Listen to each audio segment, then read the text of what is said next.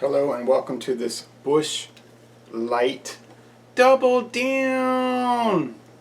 Busch Light, brewed in the United States of America, introduced in 1989 and introduced nationally in 1990. Originally it was a draft beer, packaged draft, cold filtered. Now it is not.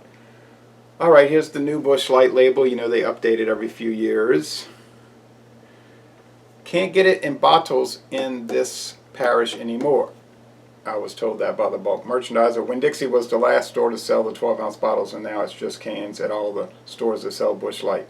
Best Buy, 26th of November 2018. It's got the date, guys. The Best Buy date, at least. I guess this is Houston. Coming from Houston, it says HE2222. Not sure what that means. Alright. Brewed from water, barley malt, select grains, hops, and yeast. 4.1% alcohol, 95 calories. In this can, it says that right here. Now, on Tap Into Your Beer, which they recommend you looking at, they are showing water, corn, the second ingredient, which is probably brewer's syrup, corn syrup, then rice and or dextrose syrup, then barley malt, then hop extract, then hops, and then malt extract. Okay, so a little bit of a complicated thing, but that's it. Here's an Anheuser-Busch tasting glass. Oh, I guess I first tried this back in 1996. It is the number 9. It's ranked number 9 in the best-selling beers in the United States. Number 9, 6.4 million barrels sold in 2017, or shipped. 6.4 million barrels. All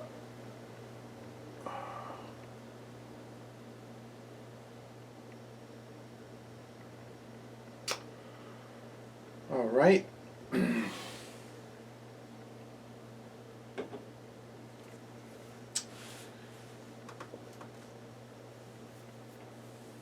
Now, you get a thick white head, a clear, bubbly straw appearance. We tried this.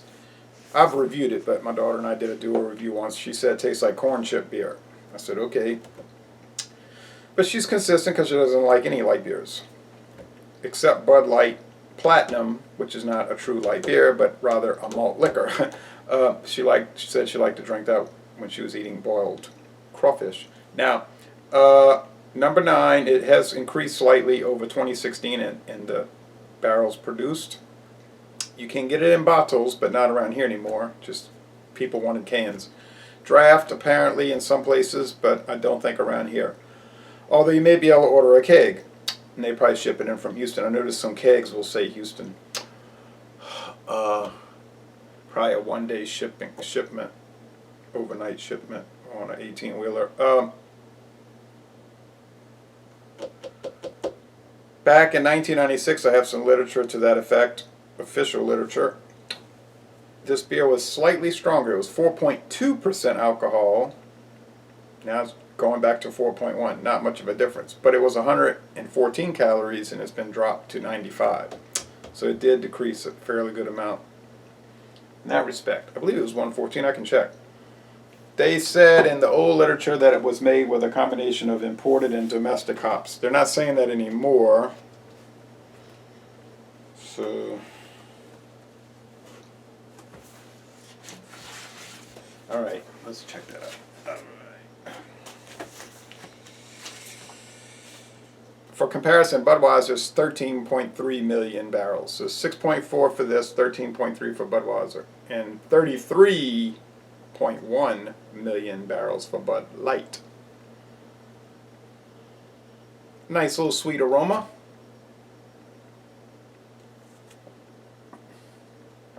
It was $8.58 for the 12-pack at Walmart. They were selling natural ice for $14.98. And they suddenly jumped it up to $17.99 for whatever reason. I wasn't too pleased with that. Well, guess what? I'll be buying the Keystone Ice for $7.99 a 15-pack. I know where to get that at all the convenience stores. For certain, for sure, Circle K. There's a big promotion going on there. Big signs everywhere. $7.99 a 15-pack. All right, so Anheuser-Busch tends to, they might do a little price war and then they'll go back to higher price. Okay, so alcohol, Busch Light, 4.2%. Oh, I'm sorry, 110 calories. 110. All right. Oh, it wasn't too far off. And what did they say about Busch Light in 19... This is the 96-97 fact book, okay? Which they sent me. I wrote them a letter, I called them on the phone, and they sent this back when they would send you things. And I always would get these and keep them as collectibles. I think I called Pabst and they never sent me anything. But Stroh's, Miller, Coors did. Okay. Well, Pabst was kind of like barely in business at that time. They didn't send it. Okay. All right. Here we go. The Busch family. The Busch family. Americans have enjoyed, since 1955, Americans have enjoyed Busch's smooth, refreshing taste. Busch, the leading sub-premium priced brand, also has a clean, snappy character. I'll go along with that. Busch Light, both imported and domestic hops are used to produce this easy drinking light beer.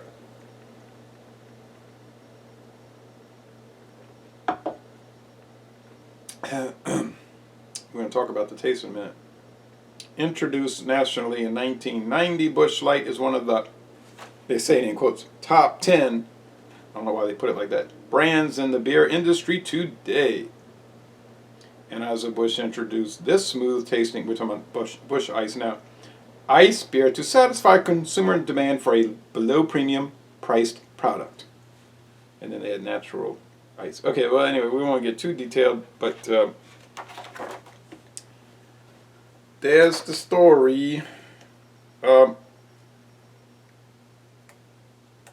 then there's a little discussion about their process, or if you're in Canada, their process. The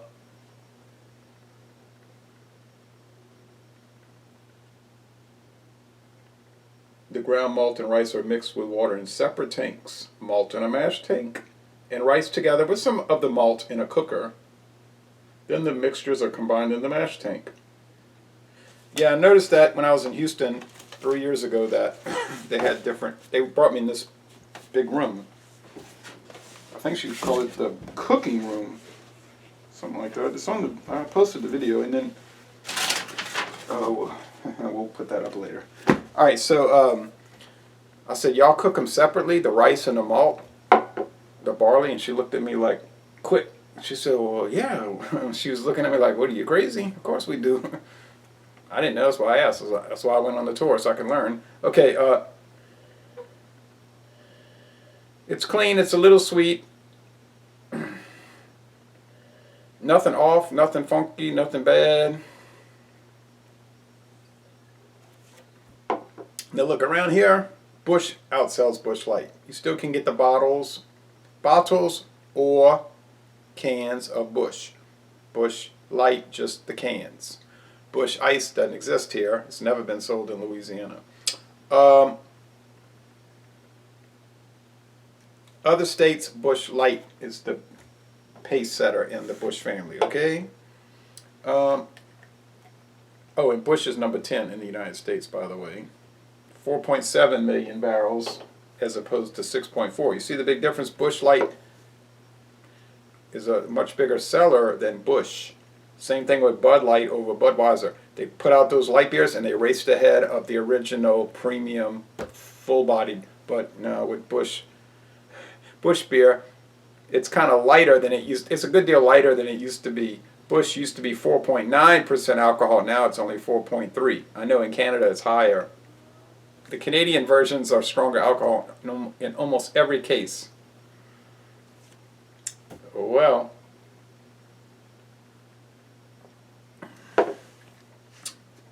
but this is still a big presence here. Now, I'm not saying that Busch Light is nothing in Louisiana. That would be wrong. It's still a big player here, you see, but just not quite as big as Busch. And Busch does sell predominantly in cans. This is sort of like a canned beer state here.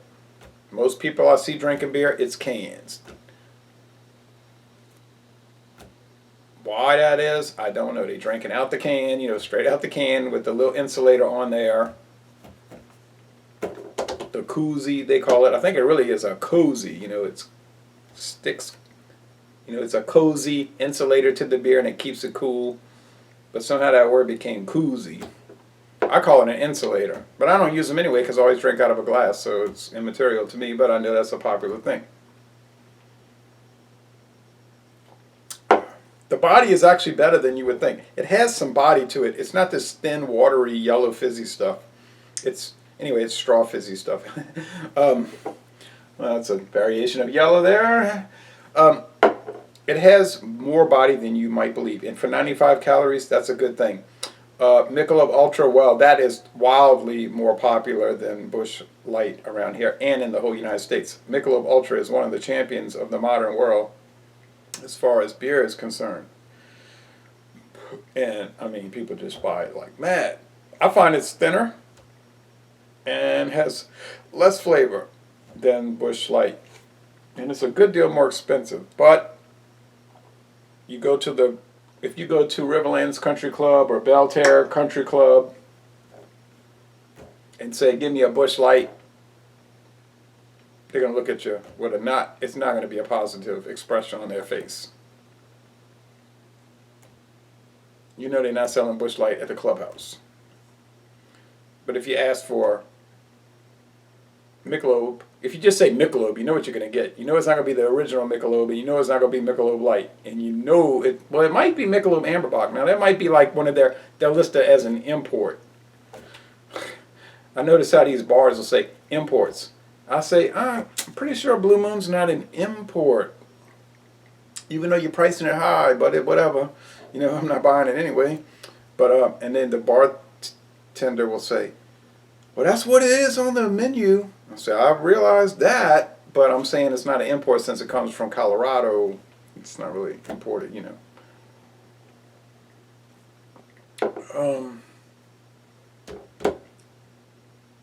But you're not going to see Busch Light at the clubhouse. You know that. Now, if you go to the lounge, I don't want to name the name, you know. There's a few here I can name the name, you know. The lounge, where they smoking the cigarettes and the motorcycle clubs are there, and it's a lot different than the clubhouse at Riverlands Country Club. They might have Busch Light, but more than likely they're drinking Bud Light. So Busch Light has its place. Do I want to be in that place? Well, I'm not a light beer drinker, so I don't really want to be in that place. But I don't mind it. I mean, really, if I was going to drink a light beer, and I'm gravitating more towards light beers in my later years, later middle-age years, you know what I mean? Like, so I used to be like a preacher, like a missionary evangelical preacher about light beer in the 90s, 1996, 97. Oh, don't drink it. Oh, don't drink it. I'm here to preach to you, brothers, about the terribleness of light beer. But everybody would tell me, get lost. We like drinking it, so buzz off. And I got the message. I'm like, yeah, it's not my job to preach to people what to drink. That's kind of stupid. So I retired from beer snobbery after about a year and just adopted beer enthusiasm. So that's been a much happier thing for 20 years, 21 years, just to drink it, enjoy it, and not to lecture to the people what they need to drink.